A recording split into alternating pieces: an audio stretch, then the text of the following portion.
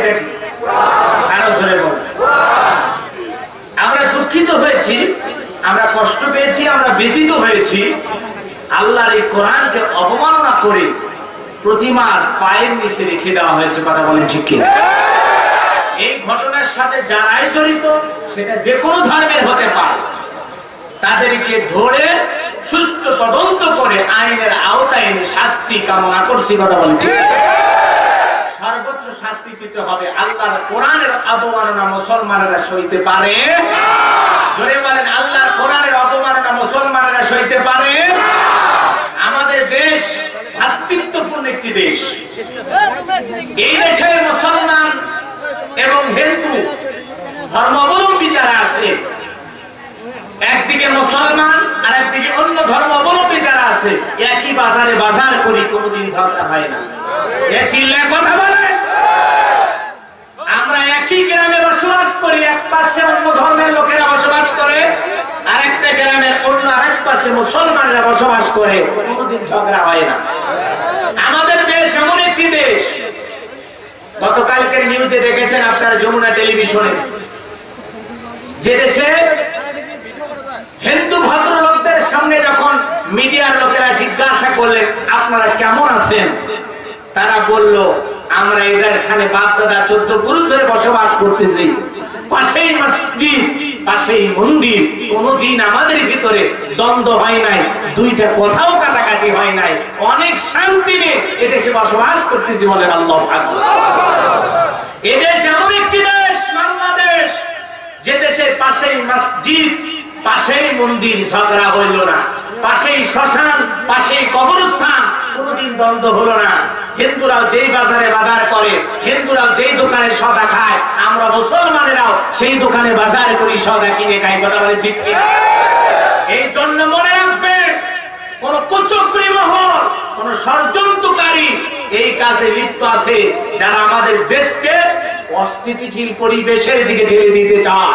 এই জন্য আমরা প্রশাসনের কাছে অনুরোধের ভাষায় বলবো, যারা আল্লাহর কোরআনকে অপমান করে মূর্তির পায়ের নিচে রেখে দিয়েছে, এই সমস্ত দুষ্কৃতী ব্যক্তিদেরকে ধরে যারা নিকৃষ্টতম কাজ করেছে, তাদের আইনের আওতায় সর্বোচ্চ শাস্তি কামনা করছি। কথা বলেন ঠিক কিনা? তাদেরকে আইনের আওতায় এনে বিচার করতে হবে। কথা বলেন ঠিক কিনা? জাতি দেখতে চায় কারা এই অপরাধ করে আমাদের দেশের এই সুন্দর পরিবেশটাকে নষ্ট করে দিতে চায়। কথা বলেন ঠিক কিনা? আল্লাহর কোরআনের অপমান কি ওরা করতে পারবে? না। জোরে বলেন পারবে?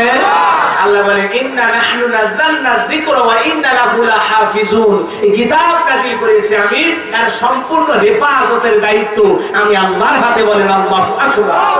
আর জোরে বলেন আল্লাহু আকবার। সম্মানিত ভাইরা আমার, এই জন্য আল্লাহর কোরআন প্রতিমার পায়ের নিচে রাখলেই আমরা মুসলমানেরা উগ্রবাদ ছড়াবো না, অশান্তি সৃষ্টি করবো না, কোন হিন্দু ধর্ম অবলম্বীদের উপর আঘাত করবো না, কোন মন্দির আমরা ভাঙবো না। মুসলমান কোনদিন ধর্ম নিয়ে জবরদস্তি করবে না, বাড়াবাড়ি করবেন না। লা ইকরাহা ফিদ্দীন, ধর্ম নিয়ে কোনো জবরদস্তি নাই, কোনো বাড়াবাড়ি নাই।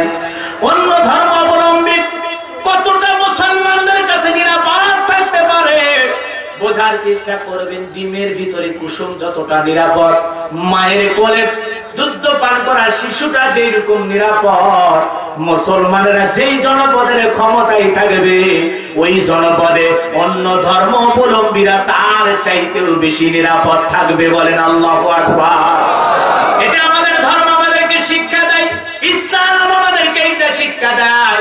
এই জন্য মূর্তি যারা ভেঙেছে, যারা মন্দির ভাঙে, এরা কখনো মুসলমান হতে পারে না, এরা কখনো ইমানদার হতে পারে না। কারণ অন্য ধর্ম অবলম্বীদের উপরে কখনো আক্রমণ এইভাবে করা যাবে না। কথা বলেন ঠিক কিনা? সম্মানিত ভাইরা আমার, বোঝাই লাগবে, বিষয়টা জানাই লাগবে, ভেবে চিন্তে সামনের দিকে পা ফেলতে হবে। আল্লাহর মনোনীত ধর্মের নাম ইসলাম।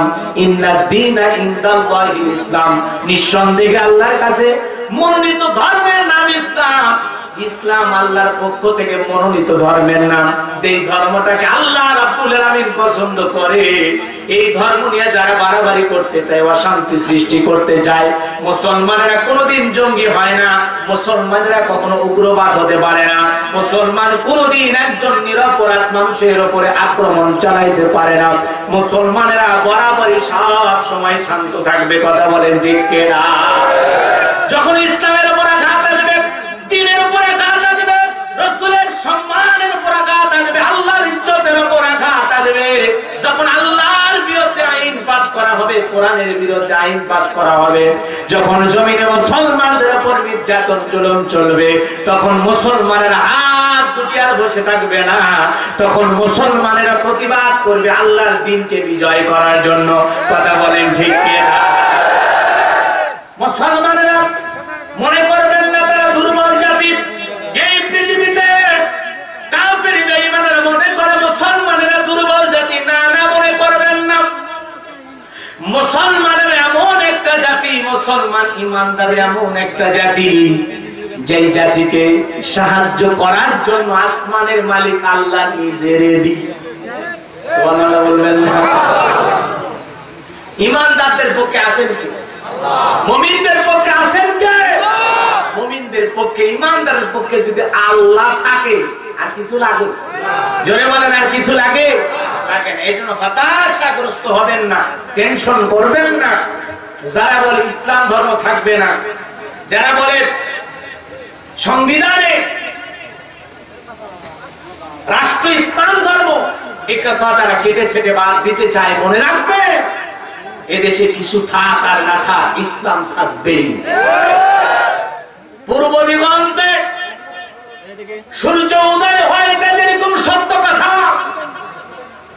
30 লক্ষ শহীদের কেনা এই বাংলাদেশ, স্বাধীন বাংলাদেশে ইসলাম ছিল, আছে, থাকবে ইনশাআল্লাহ।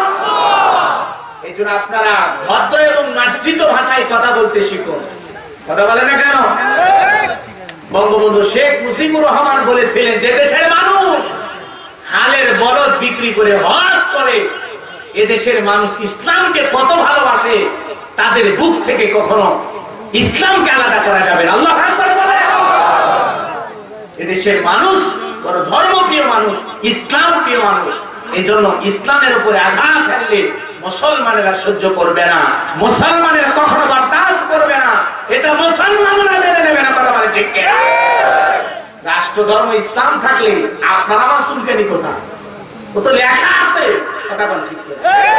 যেখানে মাননীয় প্রধানমন্ত্রী নিজে বলেন আমি মদিনার সনদে দেশ চালাবো, আলহামদুলিল্লাহ, আমরা অপেক্ষায় আছি। আল্লাহ যেন তাদের সঠিক বুঝ দান করেন। জোরে বলেন আমিন। সম্মানিত ভাইরা আমার, এই জন্য আপনাদেরকে বলবো ইসলামের বিরুদ্ধে উঠে পড়ে লাগবেন না। ইসলামের বিরুদ্ধে যারাই লেগেছে, ইসলামকে যারা দমাইতে থামাইতে চেয়েছে, আল্লাহ পাক তাদের নিজে দমায়া থামায়া পৃথিবী থেকে নিশ্চিহ্ন করে দিয়েছে। কথা বলেন ঠিক কিনা? যুগে যুগে কোন কাফের বেঈমান পারে নাই। আজকের পৃথিবীতে যারা ইসলামের দিকে আঙ্গুল তোলে, মুসলমানদের দিকে আঙ্গুল তোলে, ওরাও কিন্তু পারবে না। একটা কথা মনে রাখবেন, একটা কথা মনে রাখবেন, ইমানদাররা যদি একবারে জেগে ওঠে, নাস্তিক বেঈমানরা পালানোর জন্য গর্ত খুঁজে পাবে না। এই জন্য ঘুমন্ত জাতিকে জাগ্রত করবেন না। ইমানদার মুসলমানেরা হলো কোরআন আর ইসলামকে এতটা ভালোবাসে, এরা হলো মৌসাক। কথা বলেন ঠিক কিনা? মৌসাকের মতো যদি একবার ঢিল মারেন তো খবর আছে। কথা বলেন ঠিক কিনা? এই জন্য প্রত্যেকটা মুসলমানকে মৌমাছি হতে হবে। কথা বলেন ঠিক কিনা? কেউ যদি ইসলামের উপর আঘাত করে, কোরআনের উপর আঘাত করে, আল্লাহ রাসূলের উপর আঘাত করে, কোরআনের সম্মানের কারণে, ইসলামের সম্মানের কারণে, আল্লাহর দ্বীনকে জমিনে বাস্তবায়ন করার জন্য যদি কখনো মৌমাছির মতো কাউরে কামড় দেওয়ার আগে এ জাতি কামড়ায় ওদেরকে বিদায় করে দেবে। কথা বলেন।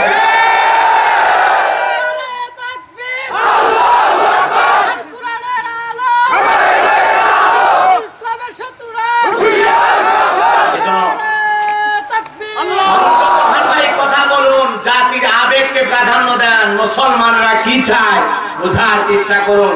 95% মুসলমানের দেশে যা খুশি তাই বলবেন, আমরা মেনে নেব না। কথা বলেন ঠিক কিনা?